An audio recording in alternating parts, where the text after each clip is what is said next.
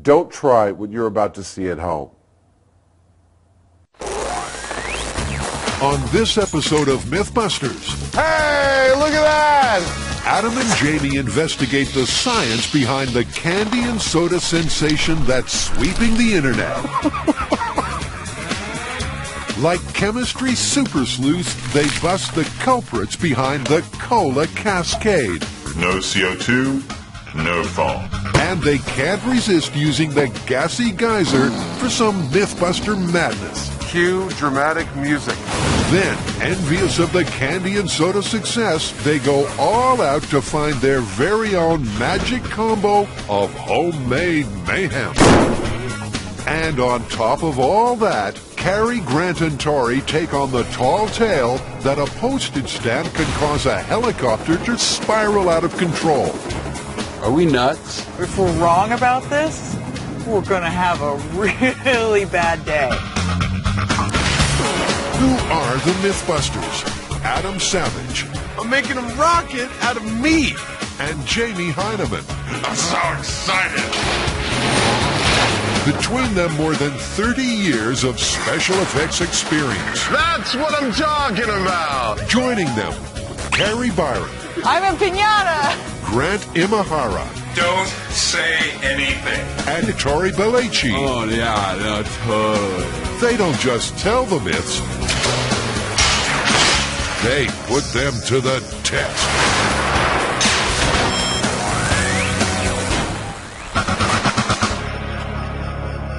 First up, the Mythbusters are going to have a blast. Alright guys, I've got a fun little experiment for you to try out.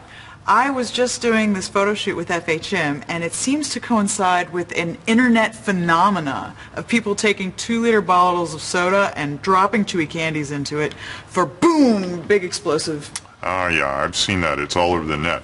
It creates some kind of geyser that comes out the end of the soda bottle, right? Yeah, and every time I've seen it on the web or on television, they've trot out an expert to tell us why it happens. And all of their explanations are amazingly different. None of them agree with each other. So we're not going to test whether or not this occurs. No, we know that it occurs. Yeah, we're going to have to check out whether these various explanations are correct, though. And which one is correct, if any. Okay. It's a craze that was kicked off by our very own bubbly Mythbuster. Add some Mentos to some Diet Coke, and you get a cascade of swell proportions. But it's these guys, the Eepy Birds from Buckfield, Maine, that up the ante, using 101 bottles of Diet Coke, 523 Mentos, and the sort of choreography normally only seen in Vegas. They made the ultimate fizzy fountain. So apparently all I have to do is that. Whoop! And drop them in. Are you ready? I've never tried this before. Wow!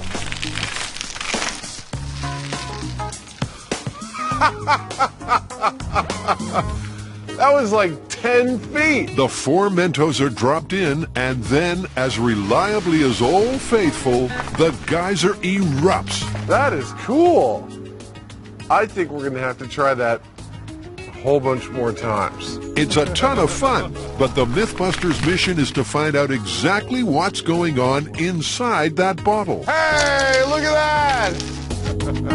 Well, amid the chaos, it's clear that this foamy fountain has something to do with the cola's fizziness. And to find out more, it's over to our resident fountain of knowledge. The gas component of this soda is CO2, and we want to know what role it plays in this cascading effect that we see when we drop these candies in. So the one way that I know of to figure this out is to actually remove the gas. We should be able to do that by just agitating the soda until it fills up this balloon. And then once we've removed all of the gas, if we drop the candy in and we don't get any reaction, we'll know that it was because of the gas. Let's see what the candy does now. Nada. Not a thing. No CO2, no foam. So carbonation is the first crucial ingredient on the Cascade checklist. But surely there's more to this Mentos mayhem. What's up? Well, we need to determine what else other than CO2 is at play here. So we If anything. If anything. So this is plain soda water, and all it's got in it other than water is CO2. Well, and this is the Diet Cola, and it's got the whole bunch of other stuff. So if CO2 is the only factor, these two things should spurt the same height. Yeah. All right, let's try them out. Ready? 2, 1.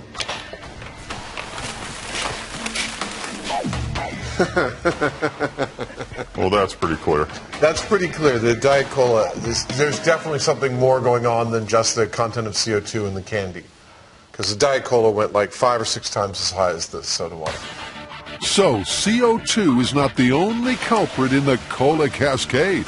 The plot thickens.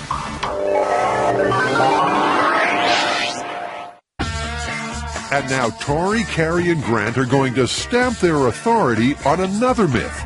We're hanging out in a hangar with a helicopter, a bunch of stamps, and the Oakland Police Department. What are we doing here? Well, we actually just got this myth off our fan site, and what they say is that a simple postage stamp stuck on a rotary blade of a helicopter will unbalance the helicopter and cause it to crash. So according to our wonderful fans, if you stick a regular postage stamp on the rotors of a helicopter, it can set off the finely balanced blade so much that the result is some airmail carnage. Sounds like a bunch of fun. We've got our stamps. We've got our helicopter. Let's go for it. I don't think they're going to let us use their chopper both for insurance and for safety reasons until we can show them that it's not going to hurt their chopper. Yeah. So I think we should probably start with some small-scale testing. These things aren't cheap. No. So before risking cast and cash in this, the team is first going to wreak postal pandemonium on something a little cheaper. Oh, I'll take that one and that one. Yeah, and that one. Give us one of everything. And that one. Hovering around the $2,000 mark, these remote control helis will be perfect to get this myth off the ground, provided that the team can learn how to fly them. How hard is it to fly these? We tell customers that you're guaranteed that you're going to crash. It's not. Well, that's a good guarantee. Okay, great. Because crashing is guaranteed, they're going to hone their heli skills on this unbreakable trainer, which Paul makes look pretty easy. Oh, you are nimble with that thing. But unfortunately, the same can't be said for Grant. This heli's going belly up. Okay, give me another day and a half, and I think I got it. Despite the hover bother, the team buys the trainer and a remote control version of the Oakland's police helicopter, which, back at M5, Grant has to put together. This police chopper is an exact 1/7 scale model of its full-size counterpart, so to test the stamp myth in miniature, the team also needs some 1/7 scale stamps. Okay, what we're going to do right now, we have a scale and we're going to measure to see how much a postage stamp weighs. Because the whole myth is to see if, the little bit of weight could unbalance a helicopter and cause it to crash. Our first saboteur. Yeah, this is the 45-cent stamp. We've got 0.15 grams. As well as the weigh-in, Carrie is also shrinking everything right down. This is about the size of 1/7 of this, so that'll be about the scaled version of the stamp that's going to go on our little helicopter. So now all they have to do is get the scaled-down chopper airborne. But that ain't going to be easy. Jeez, this is a little harder than it looks. This is going to make small-scale experiments extremely hard if we can't even get the helicopter off the ground. Yeah. With Tori failing to fly, remote control expert Grant takes the reins. Look at the stance. I like the stance. But he's not accruing any flight time either.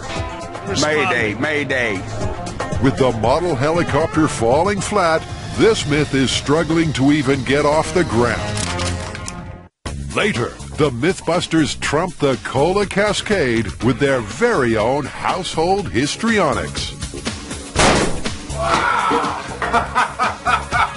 But next, will there be airmail carnage with the heli stamp? I don't know if it's just my imagination, but it looks a little wobbly to me. This is the candy and soda sensation that's sweeping the nation. Inboxes across the world are gushing with these amazing choreographed fountains of froth. But Adam and Jamie are on a mission to determine the science behind the sizzle. Oh, that's a nice one, 10 feet. They've confirmed Diet Coke is the king of cascades, and now Adam must find exactly which ingredients are at work. I've got aspartame. Armed with the constituents of Diet Coke, how's he going to use them? The soda water is our test bed. It's our basic unit of measurement here. I will be adding each of these ingredients one at a time to individual bottles of this and trying it out with the candy and seeing if I get a more vigorous response than just the soda water alone. If and when I do, I may find out that it's chemical D that provides the most vigorous response, and we can say, oh, there's your culprit. That's the plan. And first up is A for aspartame, Diet Coke's artificial sweetener. Adam makes up a solution of the sugar substitute, adds it to the soda water, and gets ready to drop in a Mentos. There we go. Remember, in their earlier test, soda water plus Mentos equaled 3 inches. So, what will happen with the sweetener added? Sweet! The sweeteners made the cascade 20 times higher. Now that's interesting. That's a much more vigorous reaction than the soda water alone.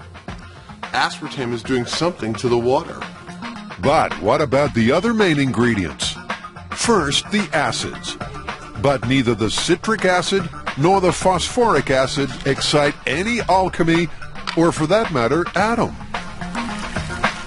Total bupkis in terms of reaction. Then it's the preservative, potassium benzoate. That in and of itself is a little bit of a reaction. Let's see what happens when I add the candy. The preservative also enhances the cascade. It's almost an identical reaction to the aspartame. Last up is the caffeine. This is a couple of tablespoons of caffeine in solution, pure powdered caffeine. This is probably enough to kill you. It's scary stuff when you start to increase the concentration. Again, the same kind of reaction. Caffeine, potassium benzoate, and aspartame all had pretty much identical reactions. So, Adam and Jamie have isolated the key active ingredients in the Diet Coke. Next, they're going to find out what the Mentos bring to the Cascade Carnival.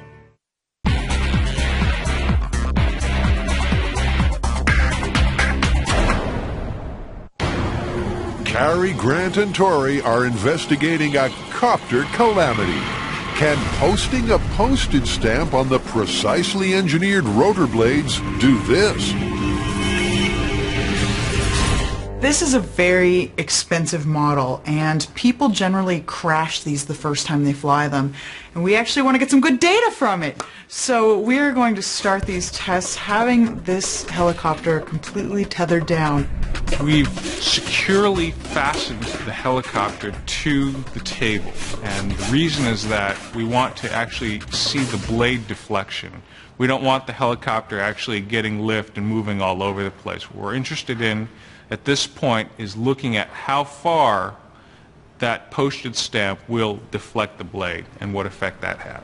And to see this, they've put a marked scale behind the chopper, which, when coupled with the high-speed camera, will show them precisely how much wobble there is in the rotors. Throttle. Good. Ready? Go. Okay, so this will be our baseline test, just stock blades, no additional weight. Okay. Grant cranks the speed up to level 5, and then cues the high-speed camera. We're at speed, ready to capture. And sure enough, without any added weight, the heli blades are in perfect balance. They're rotating exactly on the level of the blue line in the background. We just finished our baseline test. We saw that our blades are totally balanced. Now what we're going to do is we're going to put on a 1/7 scale postage stamp and see what happens. The stamp, like the model heli, is 1/7 normal size. That's just 0.02 grams. Will it really be enough to cause the chopper to become a dropper? Looks pretty good. Yeah. I mean, The stamp doesn't look like it's having any effect. no. And the high speed agrees. With the stamp, the blades are just as balanced as they were without it. So what does this mean for the Myth? Based on our scale test with a scale postage stamp and the closest thing that we can get in scale to a real helicopter, this Myth is looking busted. Later, Tori and Carrie put their lives on the line in a real chopper. Are we nuts? We got stamp on the top rotor and the tail rotor. But next, Adam and Jamie go nuclear with nucleation. How high did that go? Adam and Jamie are trying to figure out the theory behind the chaos when Diet Coke and Mentos meet. Our super sleuths have found the ingredients in the soda that cause the fountain to froth. But what do the Mentos bring to the party? Adam has checked out the Mint Mentos ingredients, and he's narrowed down a suspect or two that may be of interest. Gum arabic and gelatin. Let's pour in this gum arabic and see if it makes the water want to release more CO2 faster. And so it does. Look at that. I'd call that a reaction. Sure enough, both of the ingredients cause bubbles to burst forth. But there must be more to the Mentos magic than that. The most common theory about what's going on in this reaction between the candy and the soda is what's called nucleation. Basically, the idea is that the surface of the candy is covered with microscopic pits and lots of more surface area than you can actually see. And each little pit, each little corner provides what's called a nucleation site, or a place where a carbon dioxide bubble can form and escape. Look at a Mentos close up, and it's like the surface of the moon. And that might be the candy key. Drop one in cola, and every tiny crater provides a site where a CO2 molecule can change to gas. Because Mentos are so pitted, the theory is that millions of CO2 bubbles are formed in a very short space of time. And because the candy sinks and this rapid release of gas happens at the bottom of the cola, you get that famous fountain. To test this nucleation theory, they're going to start with a control. One regular Mint Mentos dropped in soda water. And sure enough, it gets the bubbly party started. Now, to do a comparison. These two candies are made by the same manufacturer, and as far as I'm aware, even using the same process. But the colored version of this actually has a glazing over it. It's a wax coating or a sealer that inhibits the nucleation process that the other one achieves quite readily. The shiniest surface should lower the nucleation sites, meaning less of an immediate eruption. That's not doing anything more than the wall of the plastic bottle itself. Sure enough, with the smooth Mentos, there ain't no whiz with the fizz, proving that nucleation is the prime mover on the active ingredient checklist. And with all the culprits exposed, the Mythbusters can say they finally cracked the case of the candy and cola cascade. So you guys come up with anything? What causes a reaction? Yep, we sure did. And we also busted everything that we've seen in the media, because not a single one of them came up with a complete explanation of what is going on with this soda. They all had a piece of the puzzle. In fact, it turns out that it's a combination of most of the explanations we've read. The primary initiator of the reaction is nucleation, the candy helping bubbles to form in the soda. But it turns out that the ingredients that make up the candy match perfectly with the ingredients that make up the soda to create what's called a cascade effect, whereby the soda wants to let go of all of its CO2 instantaneously. And that's what makes the explosion happen. But the fun ain't done yet. In an attempt to put the power of the cascade to work, Jamie and Adam build a cola concept rocket.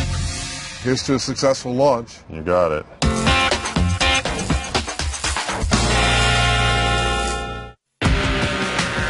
The rotor blades of a helicopter, even a scaled-down version, are so precisely balanced that apparently the weight of a single postage stamp is enough to render them catastrophically unstable.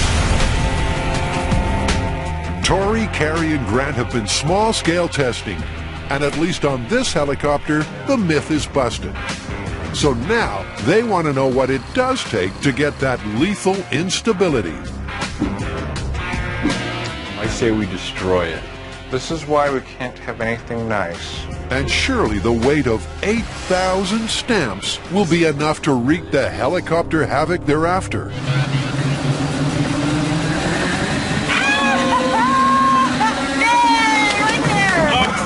Okay. Right there. That was it.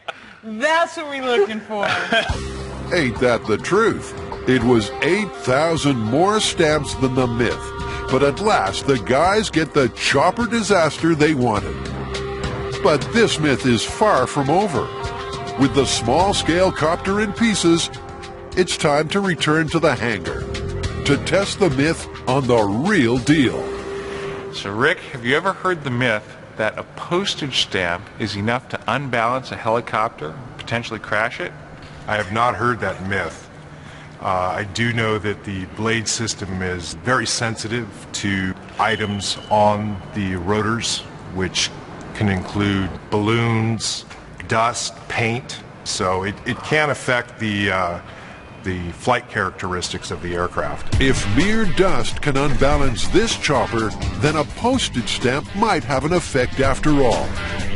To put this to the test, flight engineer Chad has rigged a series of sensors that can detect the tiniest changes in the balance of the blades. Well, what are the sensors telling you? Okay, well this up here is called a velocimeter. It's in a lateral position, so it's going to measure vibrations laterally. If the main rotor mass is doing this, it's going to feel this lateral vibration. And that's because of some imbalance in the blades. Correct. Well, this is really the final test. I mean, you can't be having a real helicopter. What we're going to do is take a postage stamp and put it on the rotor blade and see if that is enough to send it out of balance and possibly cause a catastrophic crash. Still to come, Adam and Jamie shoot for the moon as they build a rocket powered by Diet Coke and Mentos. Here's to a successful launch. You got it. But next, Coming up on Mythbusters! Get a postage stamp! Take down a helicopter? Don't try what you're about to see at home. I'm going to try one of these. Adam and Jamie have been conjuring up some Diet Coke and Mentos magic. 3, 2, 1. Wow!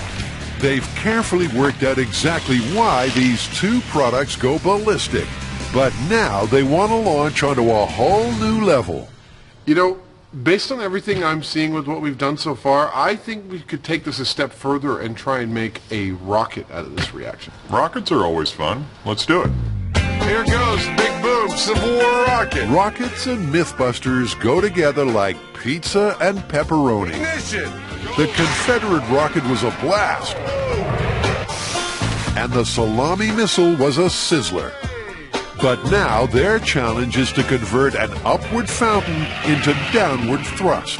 With a rocket to build and nothing but Diet Coke, Mentos, and a bunch of plumbing parts, the boys are in their element. So we've designed this rocket to take full advantage of this cascading effect. All of this energy being transmitted out of these bottles and straight down is what we're looking for with a very simple, lightweight device.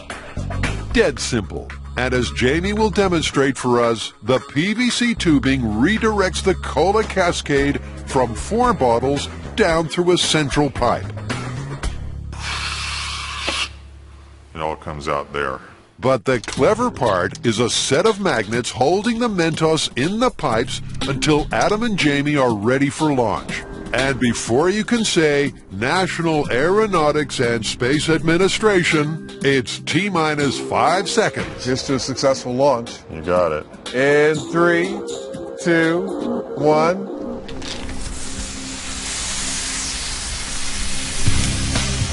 Houston, we have a problem.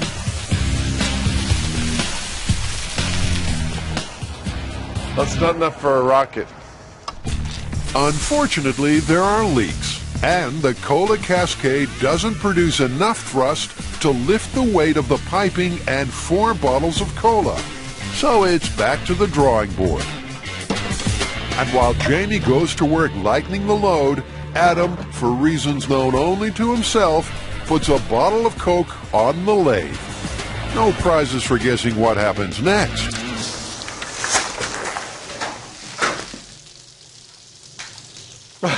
Then that could happen, for instance. I'm thinking he won't want to tell Jamie about this one. Cola probably isn't one of the recommended lubricants for a lathe. Don't tell Jamie, okay? This is a secret between us. Luckily for Adam, Jamie's been busy working on a nozzle for a sleeker 1-bottle rocket. And now he's ready for a test. Okay, let's go for it. Here we go. 3, 2, 1.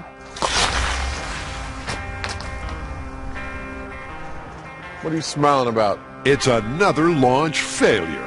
But the Mythbusters aren't going to give up without a fight. Okay, ready? Everybody set? 3, 2, 1. With liftoff falling flat again, it looks as if the Cola concept rocket has Adam and Jamie beaten, and desperation is setting in. They've been unable to overcome the fact that there's not enough thrust from the Cola cascade to get the weight of the bottle and soda airborne. And Adam, for one, isn't taking defeat too well. It's time to change course before he completely loses the plot. Rocket's a failure. Let's go for height. So the next chapter in this crazy cascade escapade is a height challenge. Since Carrie kicked it all off and these guys, the EP Birds, raised the stakes, the internet has been abuzz with Diet Coke and Mentos mania. There's even an unofficial spout record of 18 feet. In an attempt to top the record, Adam and Jamie are going head-to-head. I hate competitions. Yeah, when you lose. Adam's first with his attempted spurt into the record books. And to increase the pressure of the fountain's flow, he's making a nozzle. Well, with a couple of extra minutes and a nice lathe and some aluminum, I did what any boy would make. What am I allowed to call it? A plasma sword? Except instead of a limited beam of pure plasma, it's soda. Yeah. Not so much Yoda, but soda. Outside, and Adam is all set to use the force of the Cola Cascade to beat the world record of 18 feet. 3, 2, 1. Hey! 23 feet. It's a home run to start. Next, Jamie steps up to the plate. Reluctantly. They keep trying to get me to compete, and I don't like it. Like Adam, Jamie simply uses a nozzle to give his spout more clout. The only problem I see with this thing is that I've got to get it on there really quickly, or I'm going to get sprayed, along with everybody else around here. So that's the trick. I've got to kind of like have 3 hands to operate this thing. That was sort of a misfire. The tube didn't load it straight down. Not a great start from the Berate one, but a reload later, our mustachioed friend is back.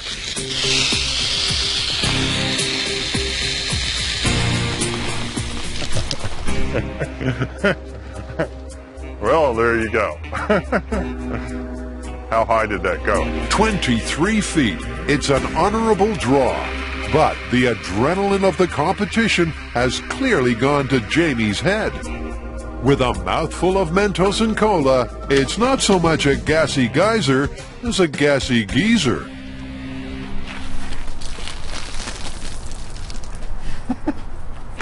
It's probably best that you don't try this at home.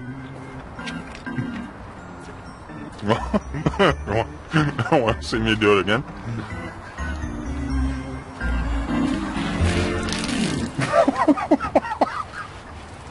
Next, and the Mythbusters are going to join forces and get some real height on this puppy. And they must be confident because they extend the scale to 30 feet. And 3, 2, 1. Whoa!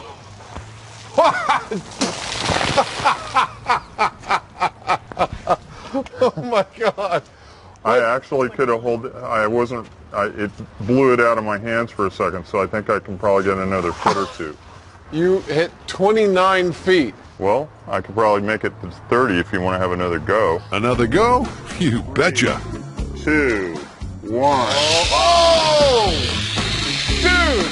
They try various combinations of candies, salt, and the other enhancers they've unearthed over the course of their investigation. Before they get everything just right with nucleation site-rich rock salt. All right, we're ready up here. Oh! Oh! Dude! That went a full 4 feet above the meter. 31, 34 feet, dude. That is not shabby. 34 feet. It's the new benchmark to beat. Let's call it a day. All right. I think we've set a fine high water mark. It's all with salt. Back with the Helly's Angels, and the team has posted a stamp on the blades of this chopper. And they're about to find out if it's enough to catastrophically unbalance the rotors. But with the Helly hovering happily, this myth is sinking fast. I think we might be busted here! The chopper has survived intact. So, did the stamp make any difference at all? So, Chad, what did the computer come up with? Well, with our first flight, without the postage stamp applied, Yeah. with my measurements, our hover lateral, which is the side-to-side motion, measured a 0.173 inches per second, or IPS. So that's no stamp. That is no stamp. Okay. Okay? With the application of the stamp, hover lateral was a 0.174. So it only changed 1/1000th of an IPS, which is actually minuscule. The stamp did next to nothing. It's looking like this myth should be returned to sender. But the team do want to try one last thing. Now, for those of you out there who are helicopter enthusiasts, I know you've been thinking all through the show, they're only concentrating on the main rotor. What about the tail boom? Well, today, we're going to try the tail boom too. It's the twist in the tail. One stamp on the main rotor, and now one on the back one too. And there's no hover test for this one. Instead, the team is going for broke. Are we nuts? We got stamps on the top rotor and the tail rotor. Well, here's the thing, if we're wrong about this, we're going to have a really bad day. August 1, Roger, clear for takeoff on the go. They're up and away, and it's so far so good. Even with stamps on the main rotor and the tail boom, the chopper's flying straight as an arrow. Wait, are we going back? Yeah. Open tower. I'm ready to go back. Oh, he's going to go for the slide right in. That is how you park it. Touchdown. The team is back in one piece, which means it's time to wrap up this postal parable. Hey, Rick, well, we've been out in your helicopter today. We've run a bunch of tests. Postage stamp on a helicopter blade. What do you think? It had no effect. I felt no appreciable difference. Definitely busted. Definitely busted. But viewers, keep sending in those stories, because that was a fun one. Coming right up, Bubble, Bubble, Toil, and Trouble. Adam and Jamie concoct a witch's brew as they search for the next Diet Coke and Mentos phenomenon. That was like the beast dying at the end of the movie.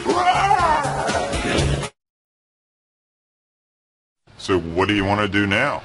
Well, I don't think we're done with candy and soda by a long shot. I mean, this thing is positively viral. It's everywhere. I think that what we could add to this is by looking for the next big thing. Well, I've got a ton of stuff that I get every day on email from people about all sorts of things that they can do with crap they've got laying around their house. So do I. So Adam and Jamie have got explosion envy, and to soothe their egos, they're going to weave some homemade magic of their own. First out of the blocks is Adam, and he's intending to set the World Wide Web alight with a towering inferno of soapy water. We're trying something an old friend of mine gave me, which is that if you bubble methane up through soapy water, you'll end up with a column of bubbles. Because the methane's lighter than air, it helps lift the column and keep it stable. And then when that column gets a certain height, however high you want it, you can light it and the whole thing goes woo in flame. And with a garden sprinkler on the end of a methane hose in a bucket of foamy water, it's not long before he has his very own bus of bubble. I have been a bubble sculptor for about 20 years. The bubbles are a very fine way to sculpt the real world. Their first attempt is a little lopsided, but Adam is poised to feed the fire of his pyromania.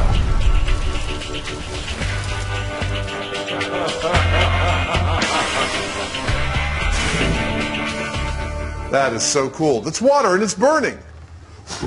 And now it's gone. Second time around, and for Jamie and Adam, it's onwards and upwards. The bubbles are sticking together nicely, and the lighter-than-air methane is pulling the flammable column skywards. At first it's like, okay, it looks like it's working, but then it starts to get out into the area that defies physics. Not only is it getting more fascinating, but it's increasing in funniness every minute. Okay, you ready? I just don't want to lose it. Wow! That was like a movie. That was like the beast dying at the end of the movie. Well, I don't see anything on fire up there. That was really cool. I have to say, for my money, that rivals the candy and soda. However, the candy and soda, that's safe enough for any 4-year-old to do.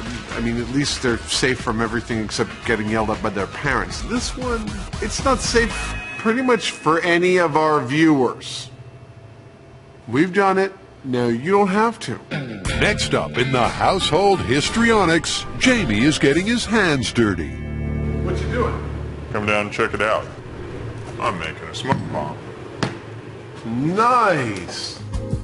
With just saltpeter and sugar, that's it? Is this You make it like peanut brittle. You know, you get it kind of, get the sugar hot and the saltpeter hot until it's like molassesy. You can put match heads in it apparently so that when it cools, they're there, kind of like fused. In an attempt to make a point about his manhood, Adam whips up a larger batch, but finds out quickly that when cooking with flammable ingredients, it can get hot in the kitchen.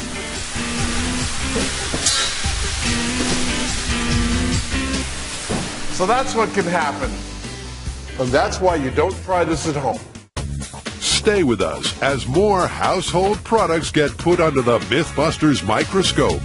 Stay frosty, people. This is still gonna blow. Wow! Inspired by the Diet Coke and Mentos phenomenon, Adam and Jamie are trying to find their very own recipe for homemade fun. But so far, their experiments have been too hot for any normal household to handle. Now, Adam's going to find out if the smoke bomb cupcake he and Jamie baked earlier will rival Diet Coke and Mentos for spectacular fun and satisfy his desire for revenge. I think you all remember when Carrie and Tori decided that it would be a good idea to shock me during Baghdad Battery. Oh! Do you feel God? All I gotta say is, payback is rough. They say revenge is a dish best served cold. That's a good puff of smoke. All right, let's do regular black powder. What is that? Wait.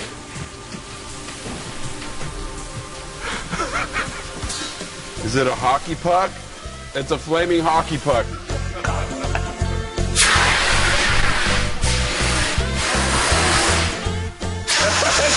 It's resisting! Put it out! Oh, great! Kill it! So the smoke bomb cupcake was nothing but hot air. Okay! But the next test could jumpstart things. A hydrogen and potato chip bomb? The trick is that you poke a hole in the bottom and you poke a hole in the top, and you pump in some hydrogen, some gaseous hydrogen. And if you do it just right and you light the top, at a certain point when it reaches that golden, air to fuel mixture, then the whole thing blows up and it will remove the tin without even disturbing the chips.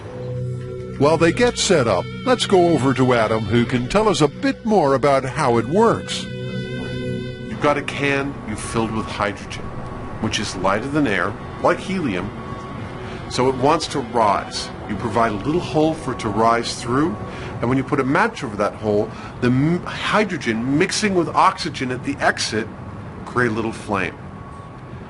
Now, it's burning hydrogen out of the can, which means it's pulling oxygen in from underneath. When the correct air-fuel mixture in the can is reached, the flame up top goes down inside and boom, blows that can right off the chips. So, let's see it in action. All set? Yep. Okay. That was fast. Are you okay? Yeah, I'm fine. I didn't wear ear protection though, because you said I didn't need it. That's what I was told. It was fast and loud enough to give Jamie the shock of his life. But despite losing an eardrum or two, they can't wait to do it again.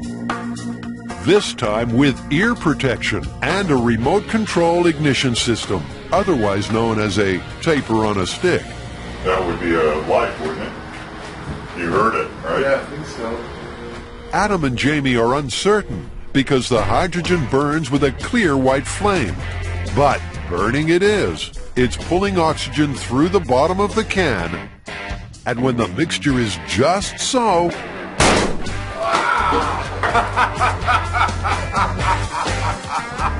That is very cool. I'd say it comes off fantastically in one sense and terrible in the other. Hydrogen, pure gaseous hydrogen, isn't something that everybody has, nor is it something that's safe to play with.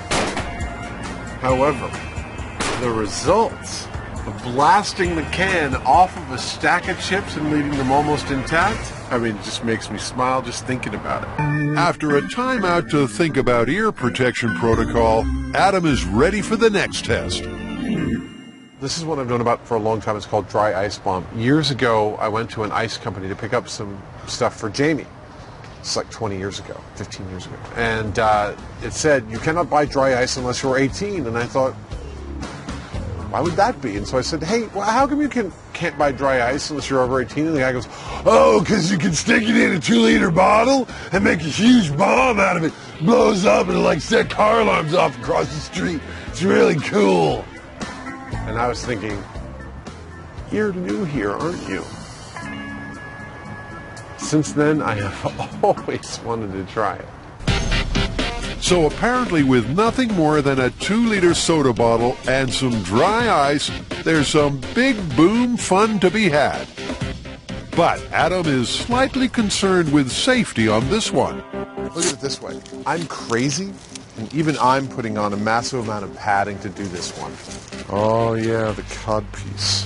Meanwhile, Jamie is working on the dry ice.